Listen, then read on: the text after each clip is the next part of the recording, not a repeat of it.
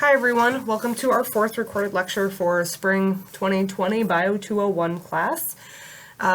You'll notice as we move through the next 6 mini lectures that there are quite a few tables and sort of questions that I'm asking you to answer. It actually works nicely for us. What I was going to do in class was give you a little bit of background information and then have you go out and fill in these tables and work sort of on your own to understand the major muscles that we have in the body. So we can go ahead and use that format for this week. That should be okay. I also want to apologize because I do not have the tablet today that I was using with our first 3 lectures. That was actually my husband's, so I don't have the ability to write on the screen as easily, so we're going to have to deal with the laser pointer for now. All right, so let's get moving in our Chapter 11 material. The first thing that we want to talk about is going to be how our muscles attach to our bones. We already know that our bones act as levers and our muscles pull on them. That's how we get movement of different body parts. We have direct and indirect attachments of our muscles to our bones. Indirect attachments, what ends up happening is there's not very much separation between the bone and the muscle. So the muscle fiber, when you look at it, it appears to go all the way to the bone.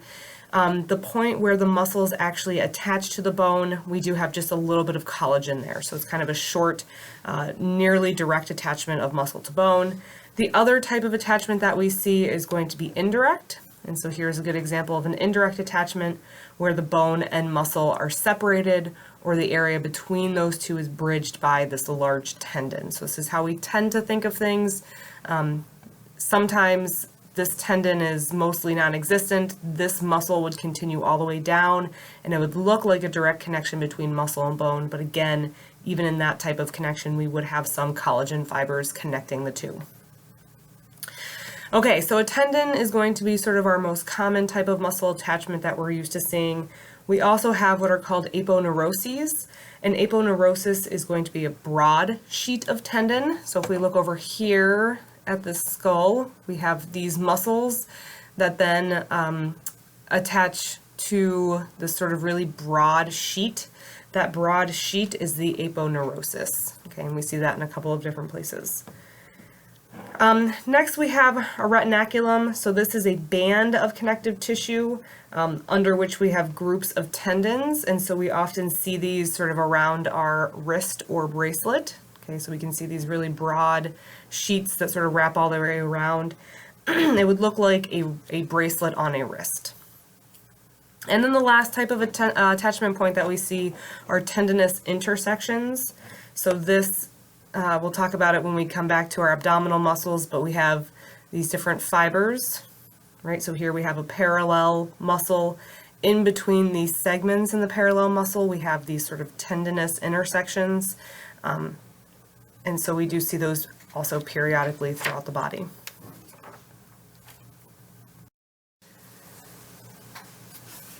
I mentioned this very quickly in one of our first 3 lectures, but I wanted to be more specific about understanding of compartments. So oftentimes we'll have large muscle groups that are grouped or put into functional units and surrounded by fascia. Those are called compartments.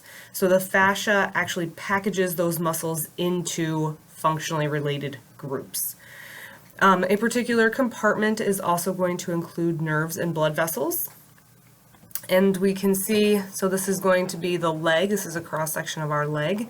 We do have what are called intermuscular septa. And so those are these sort of really thick bands of fascia that enclose each of our groups. Okay, so here are the groups. This is a really nice clear one over here between our rectus femoris and our vastus muscles. But these septa are going to be thick pieces of fascia that separate our different muscles into their compartments.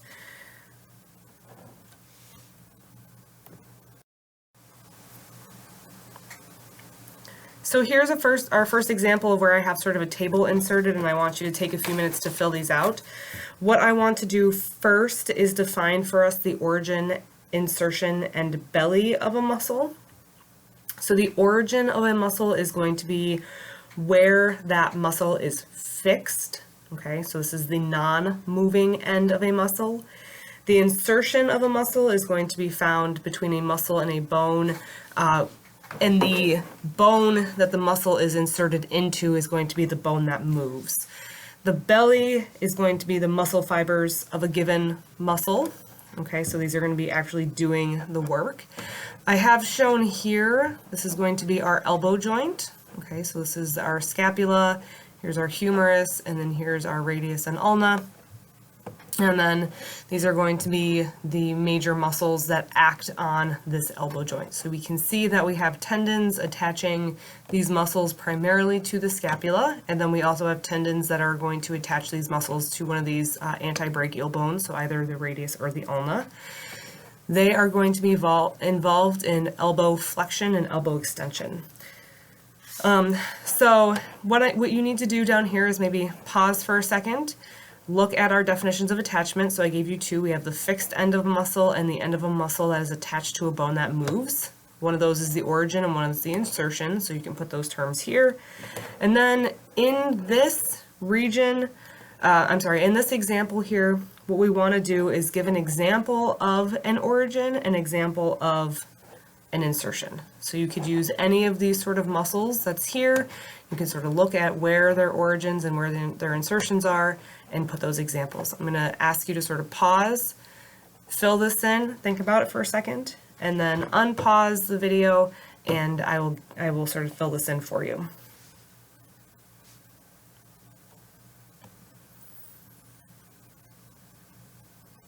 Okay, so hopefully you've paused. Under the terms, our fixed end is going to be our origin. Our end of the muscle that's attached to a bone that moves is going to be the insertion. Typically, you can sort of figure out which end is the origin and which is the insertion by understanding that most of the time the insertion is going to move towards the origin. Okay, so when you're moving a particular muscle, when you're shortening that muscle, the insertion is going to move towards the origin. So in this case, we have our insertions down here. Okay, so this is sort of our area of insertion. This is going to be our area of origin.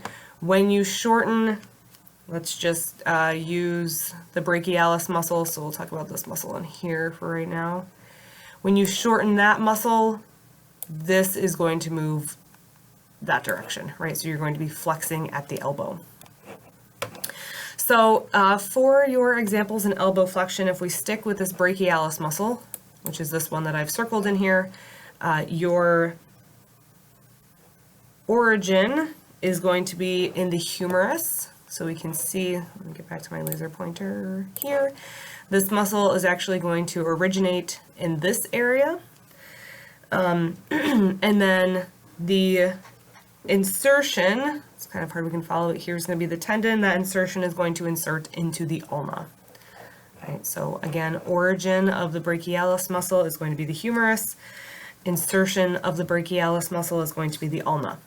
If you decided to look at the biceps brachii, which is that more superficial muscle, sits on top of the brachialis, we would say that the origin for that muscle is the scapula. So this tendon actually comes up here and connects to our scapula, and the insertion, again down here, we can see is the radius. Okay, and then the other muscle that actually isn't really shown on here is the brachioradialis. It would also originate in the humerus, and it would also insert in the radius. Okay, so those would be our three muscles that are involved in flexion of the elbow. Now is a good time for me to remind you that you are going to need to remember your different types of movement as well as some of your different body regions.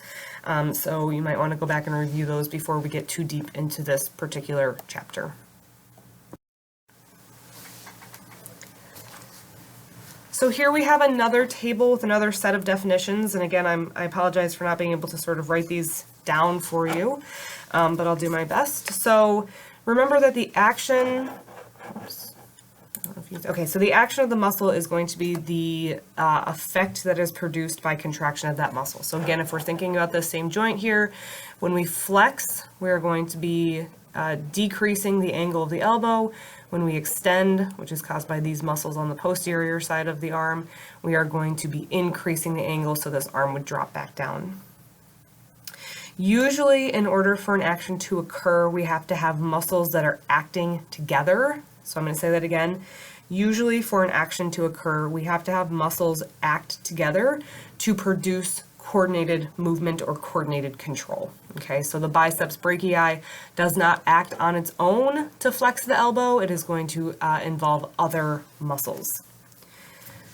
The prime mover is the muscle that is going to be mostly responsible for producing an action. Okay, we also call this the agonist. Again, the prime mover is the muscle that is primarily responsible for producing an action. A synergist, so the second term here, is going to be when we have a muscle that aids a prime mover. So sometimes a synergist adds power to a particular movement. It may also stabilize a joint or restrict undesirable movement, and it may modify the direction of movement. Okay, so we have the prime mover, which does most of the work. We then can add a synergist to it. So a synergist is going to work in conjunction with our prime mover to add a little bit more power or to stabilize or prevent unnecessary movements. These two are not necessarily redundant, so they don't necessarily do the exact same thing. I did mention that our synergist can potentially modify the direction of a movement, and so they really do need to work in coordination with each other. The third term here is our antagonist. An antagonist is going to act opposite of a prime mover. So sometimes it creates tension, which is going to limit the speed and range of motion caused by the prime mover, so we don't sort of overextend or damage a particular joint. We also require an antagonist because a muscle can only pull, it cannot push. So if you did not have an antagonist, once you flexed your elbow, you would not be able to extend your elbow. Okay, so we need to have that. It acts in the opposite direction of our prime mover. And our last term here is going to be our fixator. A fixator prevents a bone from moving.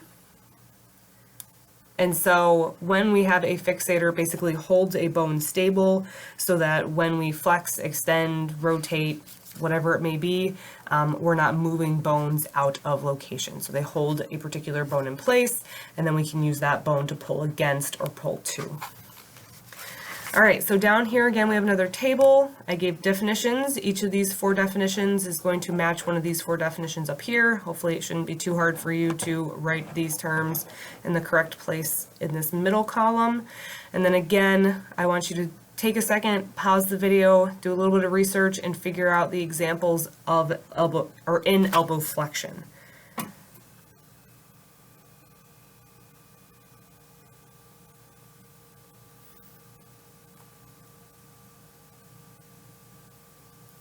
Okay, so hopefully you are now back and you have put something down here. The prime mover, or the muscle that is exerting the most force in a motion when we're talking about elbow flexion, is actually going to be that brachialis muscle, right? So here we actually have listed 2 flexors. We are talking about elbow flexion. So our prime mover is either going to be our biceps brachii or our brachialis. In this case, the brachialis is actually our prime mover, so we'd add that here. The muscle that assists our prime mover in a motion is going to be our synergist, and in this case that is going to be the biceps brachii. So even though the biceps brachii is our really obvious, sort of well-known muscle in the brachial region, it is not the prime mover in elbow flexion. Okay. The muscle that opposes a motion, in this case, one example of that would be the triceps brachii. Okay, so that would go here, your triceps brachii. And it's not listed up here or in this image, but we do have fixators. An example of a fixator would be your rhomboids. That's R-H-O-M-B-O-I-D-S, rhomboids. Your rhomboids are going to actually fix the scapula so that when the biceps and brachialis contract, it does not pull the scapula laterally. Okay, so we're going to get our rhomboid, which is going to prevent, it's going to contract and prevent the scapula from moving sort of across.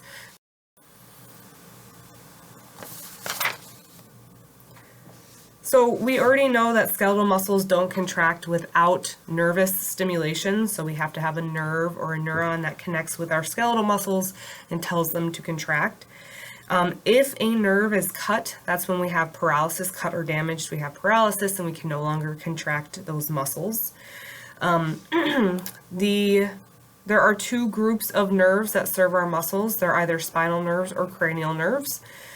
We will see these in much more detail starting next week when we get into the nervous system, but spinal nerves are going to come out through our intervertebral foramina, so they are coming out from the spinal cord and they sort of go between the openings within the vertebral column. They are going to innervate or move towards muscles that are below the neck. The other group of nerves that we have are cranial nerves. They come out through foramina in the skull, and then they are mostly going to serve or innervate muscles that are present in the head and neck. Okay, so those are our two major sources of innervation for all of our skeletal muscles. And the last thing I want to say is that we do have quite a bit of blood that goes to our muscular system. So of all the blood that is pumped out of our heart in any given minute, about a quarter of it goes to the muscular system. So this is because we have a high energy demand and we need lots of oxygen and nutrients in order to produce that energy, right? So high energy demand, lots of oxygen and lots of nutrients are needed to go to our muscular system to ensure that we can contract and relax them.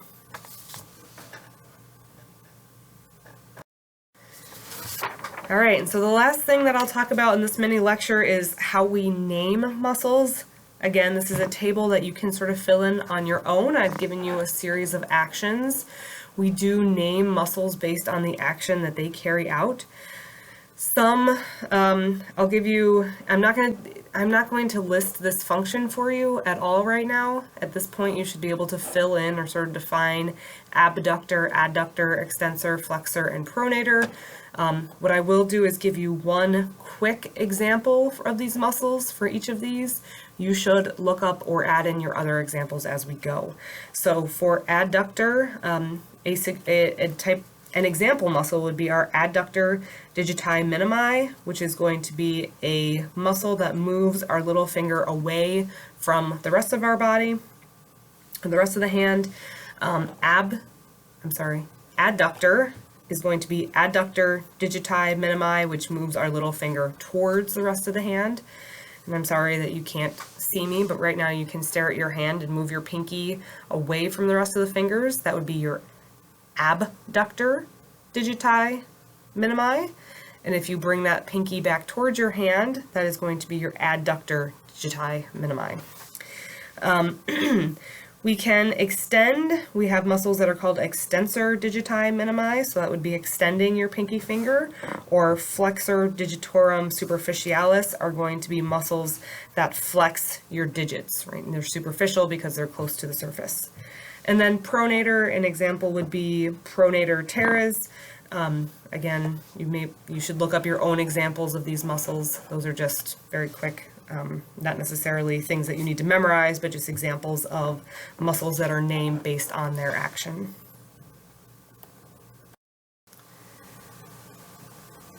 And my very last slide for today, and again, I'm going to ask you to fill this in on your own. We sometimes name muscles based on where they're located, what their shape is, what bone is underneath them, what direction their fibers run, their size, their length, or the number of muscles in a group. You should look up examples and functions. So an example of shape I'll give you is deltoid. Our deltoid muscle is triangular, which is a deltoid. A location may be subscapularis. So sub tells us the orientation to the scapula, so subscapularis tells us where that particular muscle is found. Based on an underlying bone, we'll talk about our frontalis muscle. It lays over our frontal bone. Fiber direction is looking at the direction of the muscle fibers, so they could be straight, they could be oblique. An example would be rectus abdominis, that tells us the direction of our muscle fibers. Muscle size, we'll see a couple of examples as we move forward of maximus, medius, minimus. Those tell us whether this is a big, medium, or small muscle. Muscle length would be longus or brevis. And then the number of muscles in a group, we could say quadriceps tells us there are 4 muscles or 4 heads to that particular muscle. Okay, so again, these tables, you should spend some time, maybe once we go through the next couple of lectures, you'll have some better examples or some better ideas of muscles that are named based on these criteria. Okay, and that is it for today, or for this particular mini lecture. I'm going to come back in a few minutes and talk about specific muscles throughout the body.